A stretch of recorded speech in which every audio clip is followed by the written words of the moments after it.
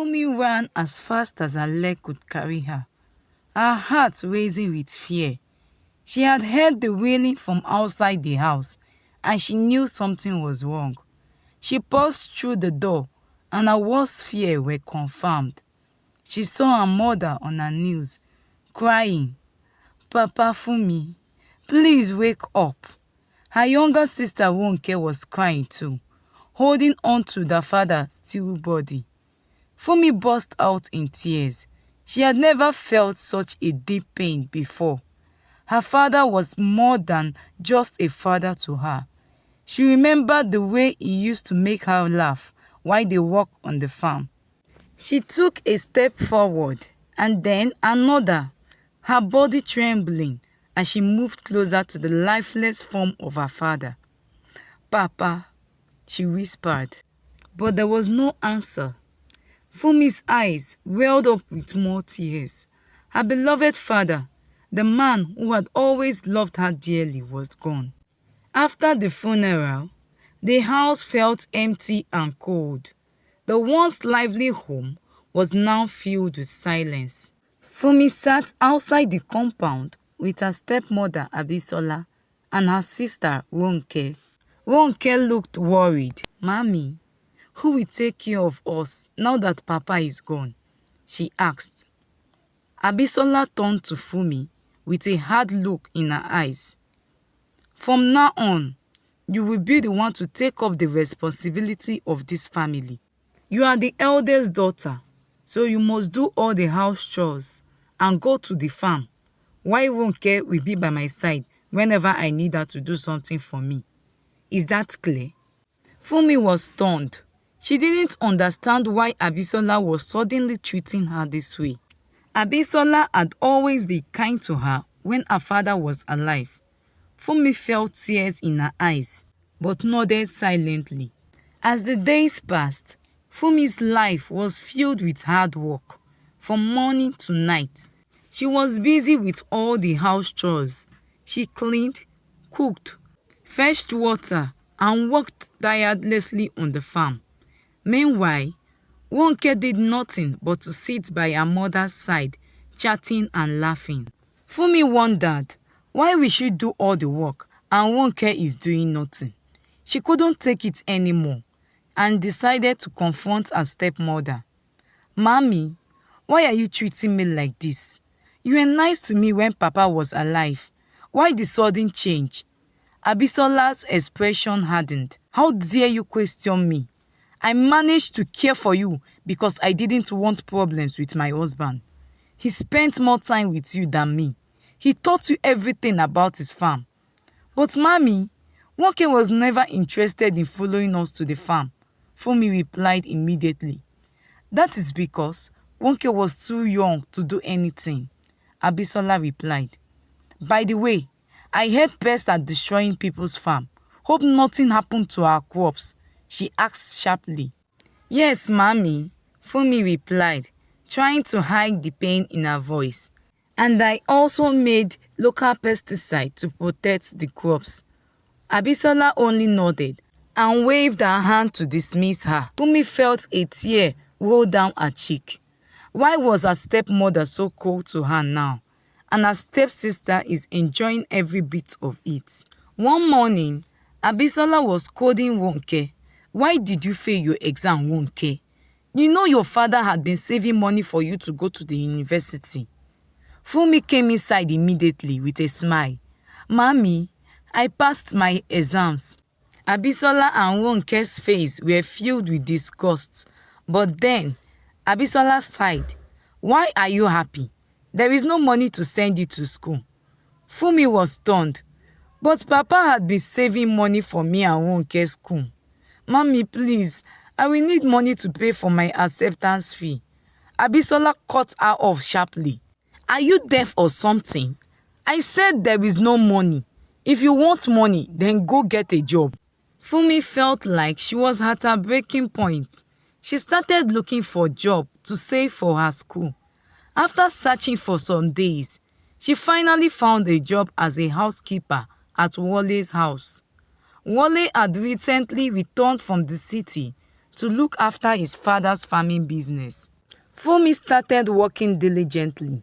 As she was cleaning the compound, she saw Wale shouting at one of his workers for allowing pests to destroy his father's farm. She approached him and told him she can teach him how to make local pesticide for his crops.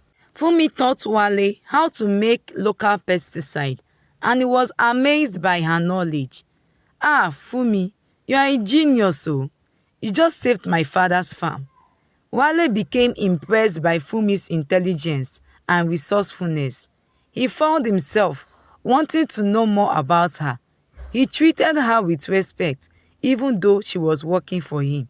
Fummi found herself opening up to him on how she knew things that concerns farming.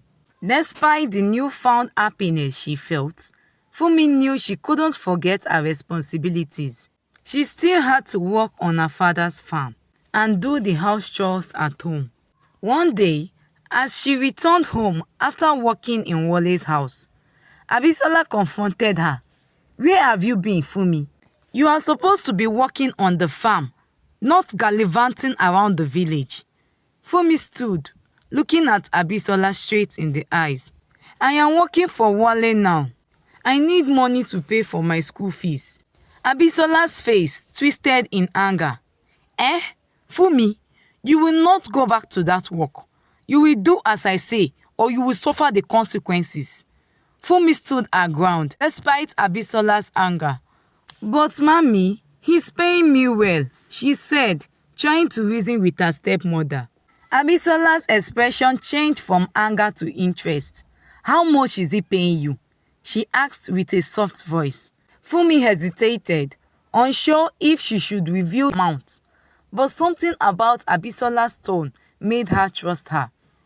"He is paying me enough to take care of myself and save some money," Fummi finally said. "I see. Well, in that case, I suppose it's okay for you to work with him.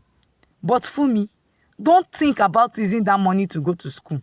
You are needed here at home." "Please, mommy, understand. Education is important for me. It is my only chance to have a better life," Fummi said. Abisola shook her head. "You are being foolish, Fummi. You don't need education to survive. Focus on helping me and Ronke. That is your priority." Fummi felt a mix of emotions.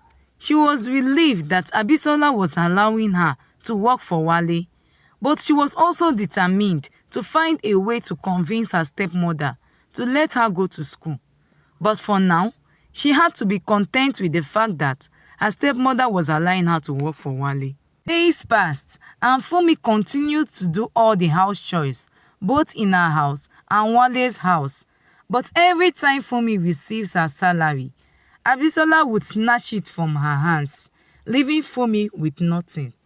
The next morning, Ronke woke up early and noticed that Fummi was still asleep on her mat. A sly smile spread across her face as she realized this might be an opportunity to get Fummi into trouble. She quickly ran to her mother's room, shaking her awake. "Mommy, Fummi is still sleeping.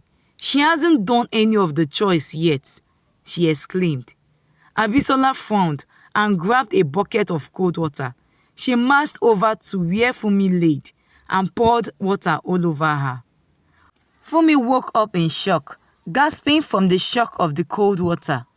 "Get up, you this lazy girl," Abisola shouted.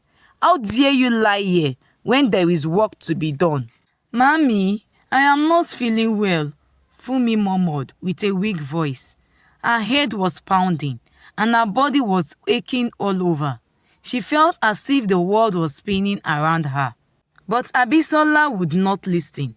"I don't care if you are sick," she said coldly.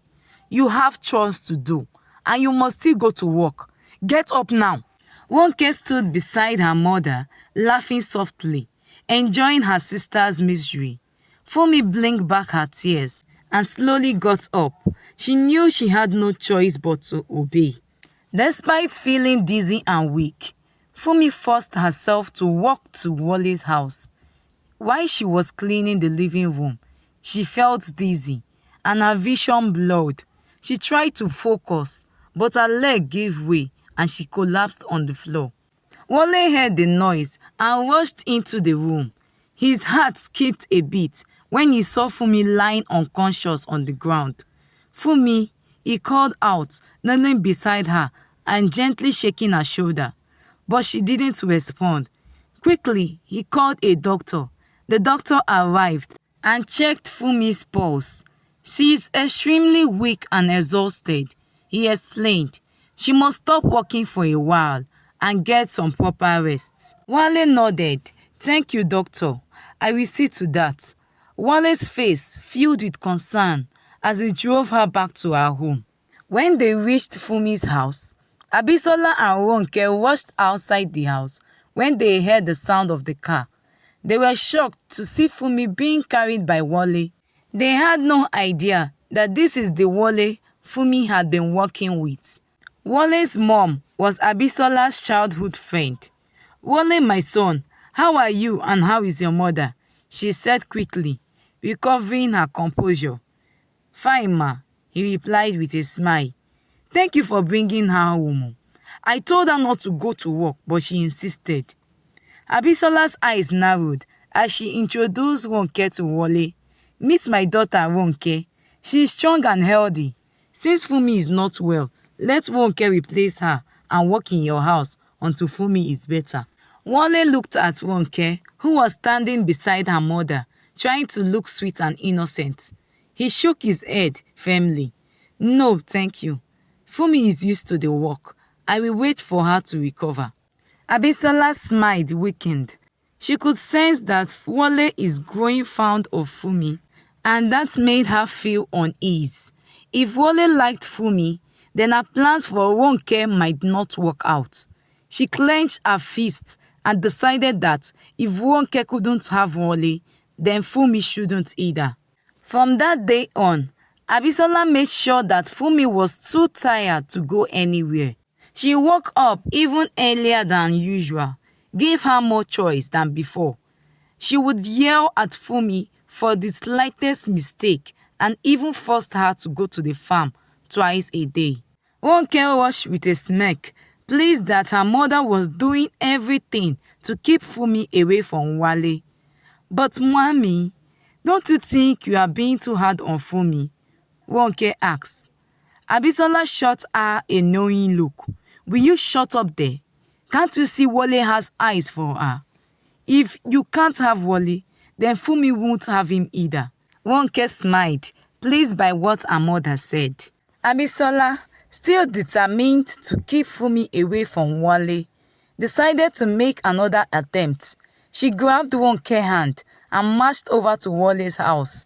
Wale was surprised to see them again and welcomed them politely. Wale, my son, Abisola began with a forced smile. Since Fummi is still sick, I think it's only fair that Ronke continues her work in your house. Wale shook his head. Thank you, ma. I appreciate your concern, but I will wait for Fummi to recover. I hired Fummi because she knows the work well. I am sure she will get well soon. Abisola's smile weakened. I see, she said, masking her frustration. Well, if that's what you want, we won't insist. She turned sharply, pulling Ronke along with her as they headed back home. Inside, anger boiled in her chest. She felt humiliated. Why does Wale care so much about Fummi? She muttered under her breath. As soon as they got home, Abisola's anger spilled all over. She stormed into the house and saw Fummi sitting in the corner, resting after doing all her house chores. Get out of my house, she screamed. Fummi looked up. Mommy, what did I do? She asked, her voice trembling with fear. You must have given Wale something to drink, Abisola accused her. Why else will he refuse my daughter, Ronke? You have bewitched him. Fummi, you don't belong here anymore. Leave my house at once. Fummi's eyes widened with fear and confusion. No, mommy, I did nothing, I swear. I didn't do anything. You and Ronke are the only family I have. I have nowhere else to go. Abisola laughed bitterly. Family? Are you sure about that? Fummi, we are not your family. Fumi's heart began to pound. What do you mean? What are you trying to say? Abisola laughed, her voice filled with anger. The man you called your father found you by the river, abandoned like a stray. You were just a newborn baby. He took you in and treated you like his own child before he married me. Fumi's eyes widened in shock. No, no, that can't be true, she said with tears welling up in her eyes. You are just saying this because you are angry with me. Abisola shook her head. I wish I was lying, but I am telling you the truth. He told me this on his dying bed. I am not your mother, and Ronke is not your sister. You have no place in this house. Fummi felt as if the ground had been ripped from beneath her feet. She held her head in her hands, able to breathe. No, this can't be true.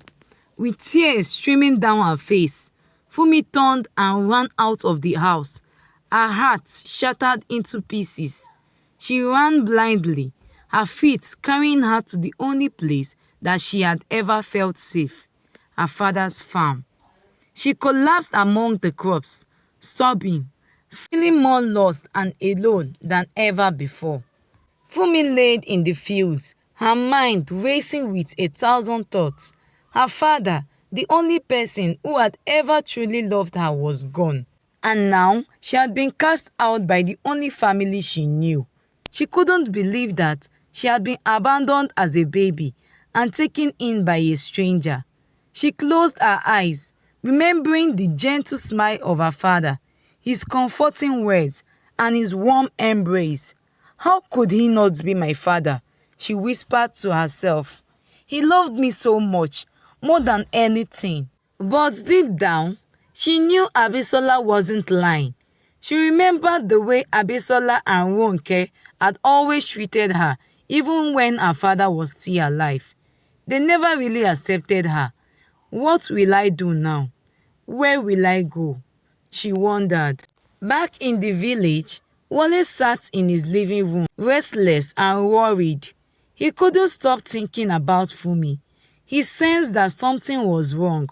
He grabbed his jacket and headed out towards Fummi's house. As he approached, he saw Abisola sitting outside looking furious. "Good evening, ma," he greeted her, trying to be polite.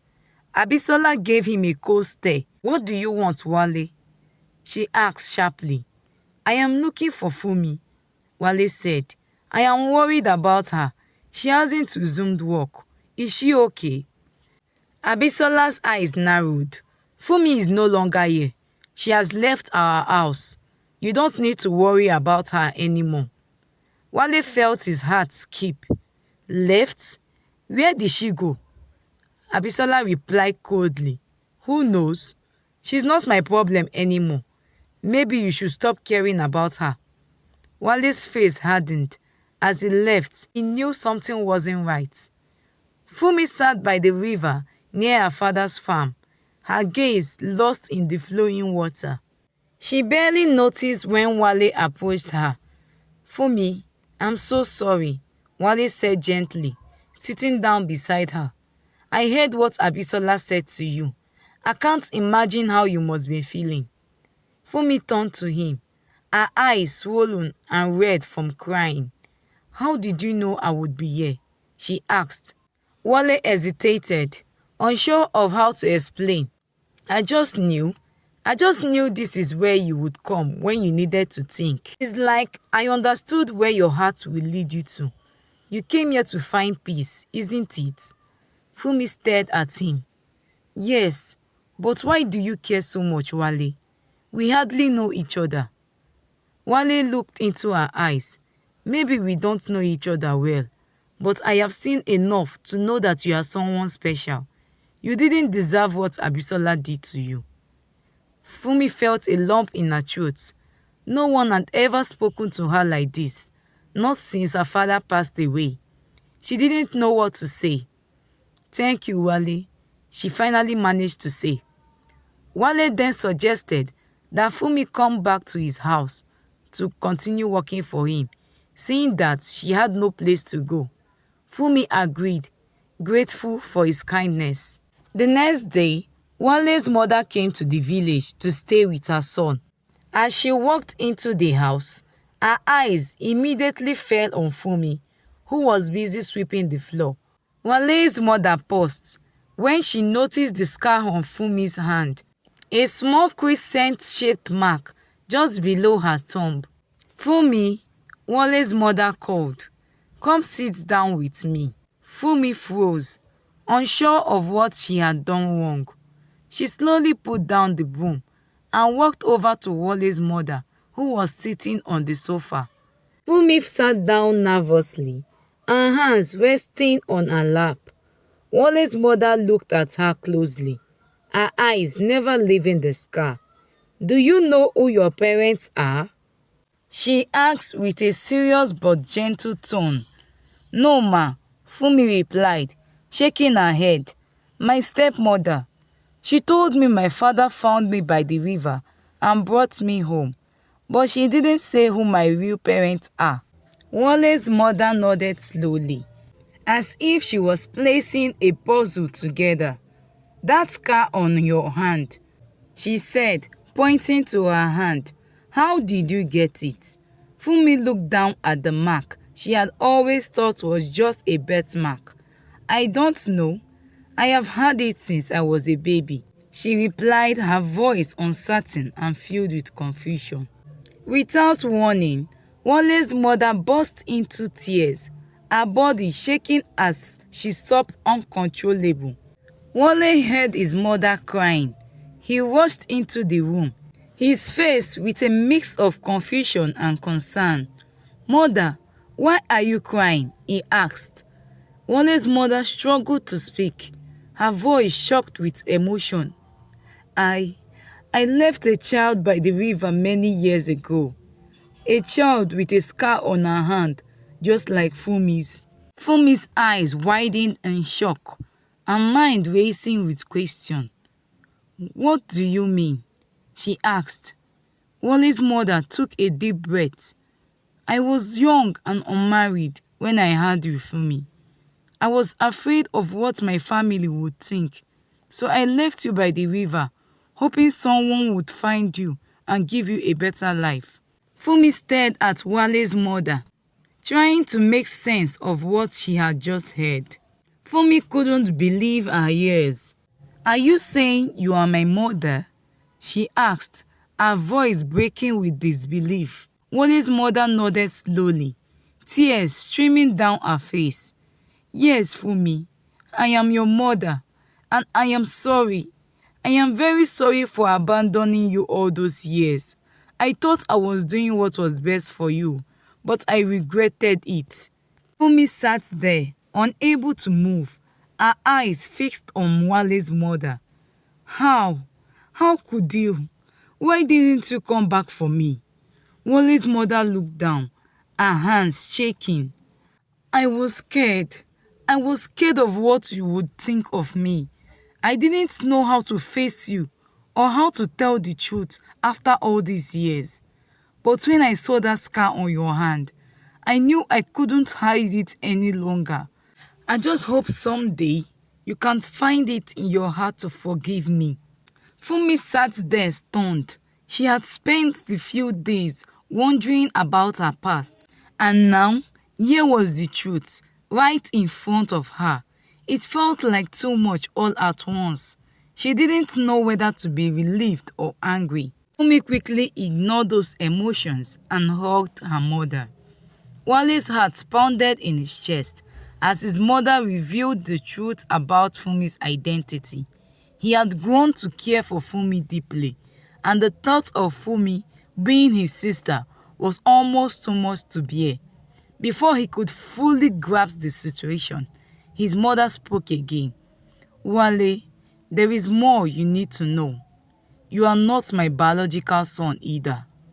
Wale's eyes widened. "What? What do you mean?" he stammered. His mother took a deep breath. "I married your father shortly after your birth. Your mother, your real mother, She died while giving birth to you. I promised your father I would raise you as my own. Wale was shocked. He didn't know what to say or how to react. But as the truth sank in, he felt a wave of gratitude towards his mother. Wale knelt down, tears streaming down his face. Thank you, mother. Thank you for loving me, for being my mother. You are my son, Wale, she said softly.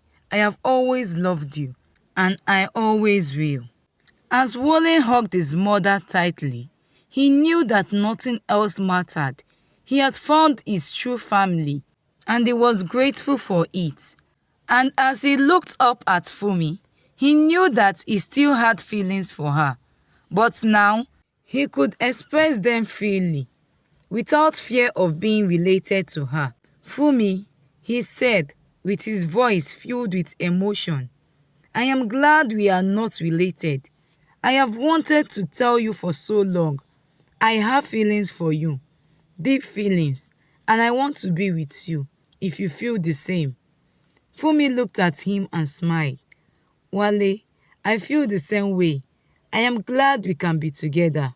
The following day, Wale's mother and Fummi arrived at Abisola's house, and as they approached, Abisola's eyes widened with first cheer. Seeing Fummi with Wale's mother, she turned to Fummi with a forced smile. Fummi, my daughter, Abisola exclaimed, spreading out her arms wide open. I have been looking for you everywhere. Thank you for bringing her back to me. Wale's mother stepped forward. Cut off the pretense, Abisola. I didn't bring her back to you. I came here to confront the woman who has been mistreating my daughter. Abisola's smile fainted, and she snapped back. What did she tell you? Did she say I was wicked to her? She should be grateful to my husband for picking her up from the river. And by the way, did you just say your daughter? Yes, Fummi is my daughter, Wale's mom replied boldly. Abisola's expression turned from shock to confusion. Ah, do you have a daughter? I didn't know.